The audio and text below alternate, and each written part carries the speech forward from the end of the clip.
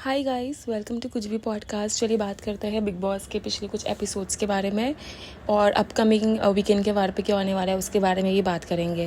तो सबसे पहले मैं बात करने वाली हूँ एक ऐसे ग्रुप की जो लिटरली बुली ग्रुप है। You can call them that they are bullies, और स्कूल में कॉलेजेस में ये लोग पक्का बुलीज हो गए। तो ये ग्रुप के अंदर अमाल है, बसीर है, फरहाना है, ज़ीशान और शहबाज फिर भी ठीक है इनके ग्रुप में, बट ये तीनों जन इतने नेगेटिव, इतने टॉक्सिक है। और ये इनकी फ्रेंड नेहल जो इनको सीक्रेट रूम से देख रही है, उसको भी अब समझ में आ रहा है कि कितना गंदा और कितने टॉक्सिक लग रहे हैं ये लोग। अगर आपने कल के एपिसोड में नोटिस किया होगा तो उसने जब भी ये अपने ग्रुप को देख रही थी, she had this very disgusted face. वो सोच रही थी कि यार ये लोग कितने डर्टी दिख रहे हैं स्क्रीन पे। और अगर ये बात सच है कि मैंने ट्विटर पे एक पोस्ट देखा है जो बता रहा है कि नेहल का इंक्लिनेशन, नेहल वापस आ चुकी है घर में अभी, और नेहल का जो बिहेवियर देख के पता चलता है कि जैसे सब लोग लाइव फीड्स देखते, वो लोग कह रहे हैं कि नेहल अवेज की टीम में जाने का सोच रही है।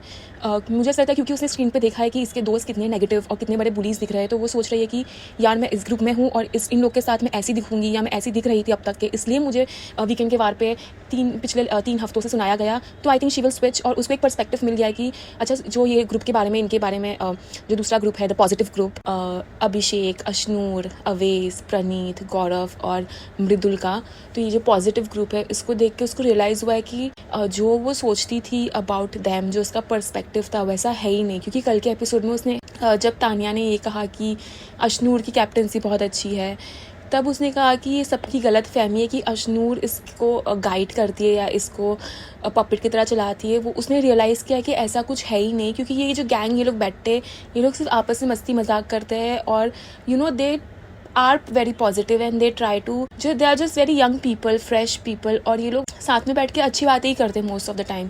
इतनी नेगेटिव, इतनी डर्टी बातें या बिलो द बेल्ट जाके बातें नहीं करते। चुगली तो अगर एक घर में इंसान रह रहा है तो एक दूसरे की चुगली करते ही है, बट ये लोग डर्टीनेस नहीं करते, ये लोग गंद नहीं फैलाते।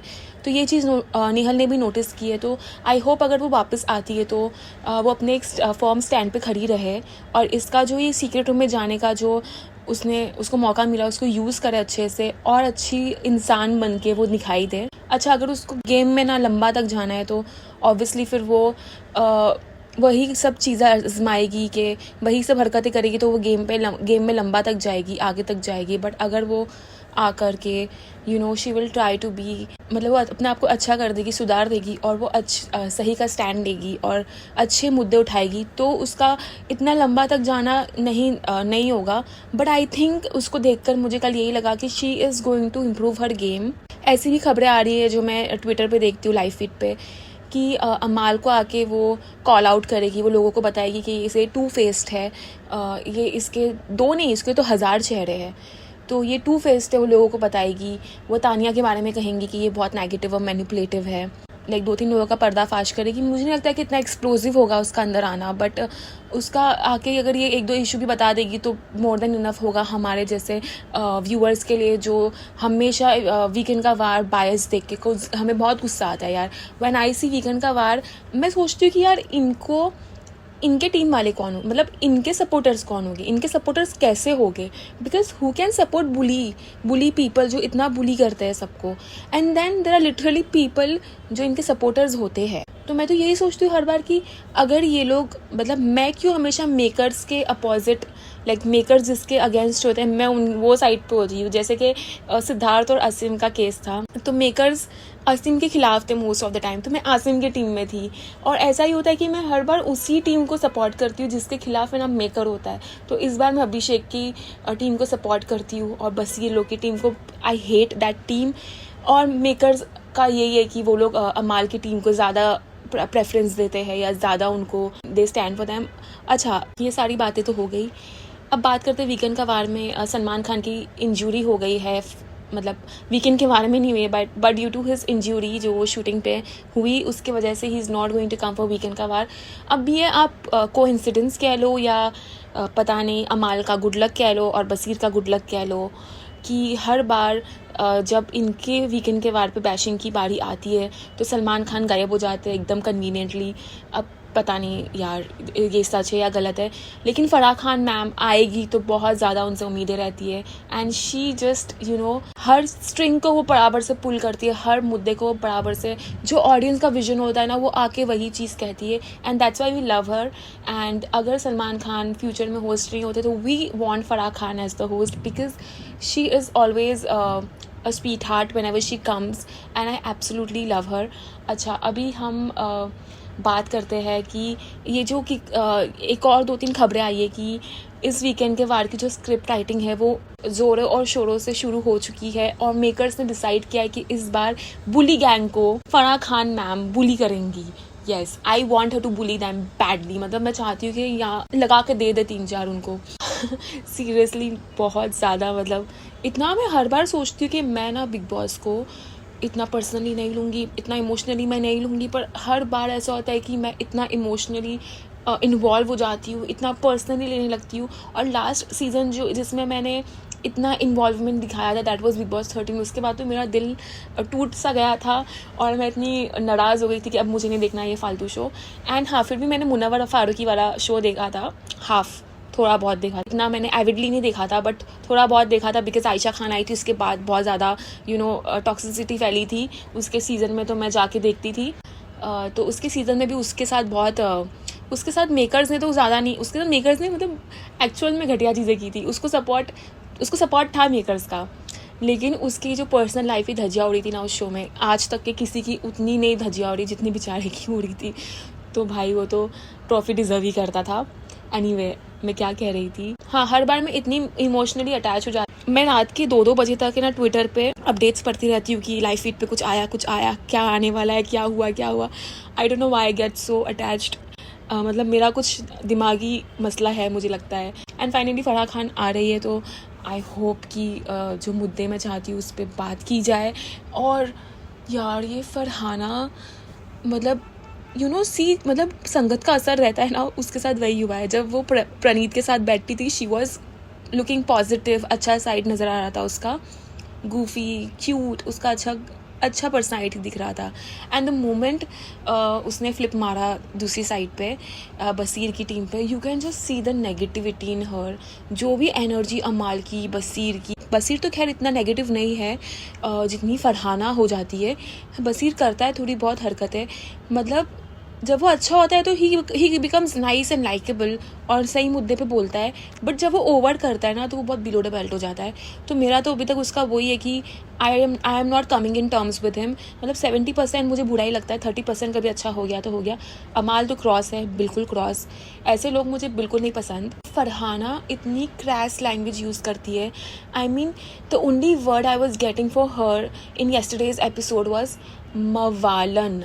मतलब एकदम मवालन लड़की होती है ना रास्ते में, वैसी ही लग रही थी वो, बिल्कुल भी क्लास नहीं नज़र आ रहा था। You are on a show, you are on national television and why do you forget that. मतलब इतना डर्टी तो अमाल भी नहीं होता, इतना डर्टी तो बसीर भी नहीं होता जितना डर्टी वो हो जाती है।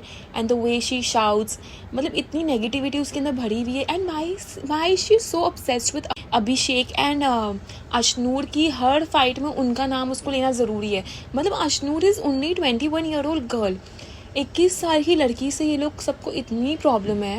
लाइक इफ़ यू सी हर, वो कुछ करती भी नहीं है ज़्यादा, वो फाइट में भी ज़्यादा बोल नहीं पाती है, तो उसकी आवाज़ एक तो इतनी छोटी सी है और वो मतलब ओवर पावर हो जाती है दूसरे लोगों से, क्योंकि दूसरे लोगों की लैंग्वेज बहुत गंदी है, आवाज़ बहुत लाउड है, तो वो नहीं बोल पाती, बट उसको भी नहीं छोड़ते। Like only 21 year old girl, क्या ही कर लेगी वो तुम्हारा। मतलब इतनी इनसिक्योरिटी एक 21 साल की लड़की से, यू आर 27 28 इन योर, थोड़ा मेच्योर एक्ट करो, उसको एज अ सिस्टर भी ट्रीट कर सकती हो, कह सकती हो कि बेटा तू बोल मत ज़्यादा, मैं तेरे से बड़ी हूँ, अच्छे से भी बात हो सकती है। एंड मतलब उम्र का लिहाज छोटों को तो छोड़ी, तो कुनिका जी को भी उसने इतना गंदा बोला है कि मतलब वो लेडी सबसे बड़ी वैम्प थी इस शो की स्टार्ट में, अब शी लुक्स लाइक समबडी के भाई क्या स्ट्रॉन्ग वुमेन है, क्या स्ट्रॉन्ग पर्सनालिटी है उसकी, कि पूरा घर भी उसके अगेंस्ट हो जाता है ना। उसका एक बाल वाका नहीं होता। इतना उसके अंदर अच्छा विल पावर है कि वो हर एक नेगेटिविटी को वो ले लेती है and she doesn't shed a tear. बाकी सब इतने यंग है, सब है, लेकिन सबकी फट जाती है या कुछ भी हो जाता है, सबकी एकदम सुलग जाती है, एकदम सब भिन भिना जाते हैं। But that lady, I know she is negative या उसके थोड़े थोड़े रहते हैं, बट कोई मजाल हुई कि उसके रिएक्शन में, उसकी पर्सनालिटी में, उसके अंदर कोई चेंजेस आ जाए, उसकी पर्सनालिटी चेंज हो जाए। Hats off to that lady. इतना स्ट्रांग बनना है बस ज़िंदगी में, इतना स्ट्रांग बनना है कि कोई कुछ भी कह दे, घंटा फर्क पड़ता है। Like hats off to her. इन जनता को भी दिख रहा है कि पॉजिटिव और नेगेटिव ग्रुप के बीच में अंतर दिख रहा है कि एक पॉजिटिव ग्रुप कैसा एक साथ जाता है, कैसा पॉजिटिविटी फैलाता है, और एक नेगेटिव ग्रुप क्या करता है। If you see this negative group, they are always sulking, मुंह बना रहता है, सल्क ही रहते हैं। एक बोलते हैं ना, अजीब सी उनके नेस्टिक पना है, लाइक लेजीनेस है उनके अंदर, एक नेगेटिव सी एनर्जी उनके आसपास घूमती रहती है। And on the other hand, if you see this group, the positive group, वो लोग इतने अच्छे से सुबह मॉर्निंग डांस करते ग्रुप में, and the way they go about together is just amazing and refreshing to watch. And I hope this weekend का वार we are not disappointed. And हाँ, मोस्टली खबर आ रही है कि मृदुल और नीलम में से कोई एक या दोनों जन इविक्ट हो जाएंगे। फर्क नहीं पड़ेगा, बस मेरा जो फेवरेट ग्रुप है उसका एक नंबर कम हो जाएगा। बट यही बिग बॉस है, यही चलता है, this is what big boss is and life goes on. और मुझे ना पहले आवेज़, नगमा, बिग बॉस आने से पहले मैं इनको फॉलो भी नहीं करती थी। ये लोग रील बनाते थे, बट मुझे लोग काफ़ी क्रिंज कंटेंट क्रिएटर लगते थे, तो मैं इन लोगों को ज़्यादा देखती नहीं थी, फॉलो नहीं करती थी, मैं स्किप कर देती थी। I didn't like them, but after seeing them in Bigg Boss मेरा पर्सपेक्टिव इनके टुवर्ड्स चेंज हुआ। Nagma is also very sweet and down to earth kind of a person. ज़्यादा वो भोली सी है, कुछ बोलती नहीं है। हाँ, हम लोगों को ना इंस्टाग्राम पे रील्स पे देख के जज कर लेते हैं, बट रियलिटी अलग होती है। They are very sweet and subtle people, मतलब बहुत मासूम लोग लगते हैं बिग बॉस में। और अवेश के लिए भी काफ़ी बुरा लगा कि वो अभी उसको लोग ना अच्छे से ट्रीट नहीं करते घर के अंदर। मतलब जो दूसरी टीम है, अगर वो कुछ बोल लेता है ना तो उसका मजाक उड़ा लेते हैं। उसका तरीका थोड़ा अलग है एंड इट्स रिफ्रेशिंग। अगर हमने देखी उसकी जो रील कितनी वायरल हो रही है कि सीधा जाके लेफ्ट जा, चाय बना और सबको पिला, दैट वाज अमेजिंग। मतलब एंड द वे उसका रिएक्शन रहता है ना, उसको वो और एक्सप्लोर करना चाहिए और उसको खुल के आना चाहिए। एंड सलमान खान के सामने भी वो थोड़ा फीका पड़ जाता है, और सलमान खान भी लास्ट वीक उसको बहुत गंदी तरीके से ट्रीट कर रहा था, लाइक बोलो, सीधा बोलो, और वो थोड़ा ना भपल जाता है, वो थोड़ा डर जाता है, वो बोल नहीं पाता है सलमान खान के सामने आउट ऑफ रिस्पेक्ट, या है ना वो सुपीरियर है, Salman Khan is so superior. वो इज्जत रहती है कि हम वो इंसान से एक टोन में बात नहीं कर सकते। उसके अंदर वो है कि रिस्पेक्ट है, एक डर है, हिचकिचाहट है in front of Salman Khan, तो वो नहीं बोल पाता। But Salman Khan also treats him really badly. I hope this changes in future. और अच्छी बात है कि सलमान खान इस हफ्ते नहीं आ रहा है, क्योंकि अगर आता तो वो इनको बेचारों को बोलने ही नहीं देता। यानी सलमान खान के वीकेंड का वार में बोलने का हक सिर्फ बुली गैंग को है, पॉजिटिव गैंग कुछ नहीं बोल सकती। Okay, let's hope for the best for weekend का वार, and that will be all for my today's podcast. अगर आपको मेरी पॉडकास्ट अच्छी लगी हो तो please like, share, comment, subscribe ज़रूर करना, और मिलेगी बहुत ही जल्द अगली पॉडकास्ट में। तब तक के लिए टेक केयर एंड बाय।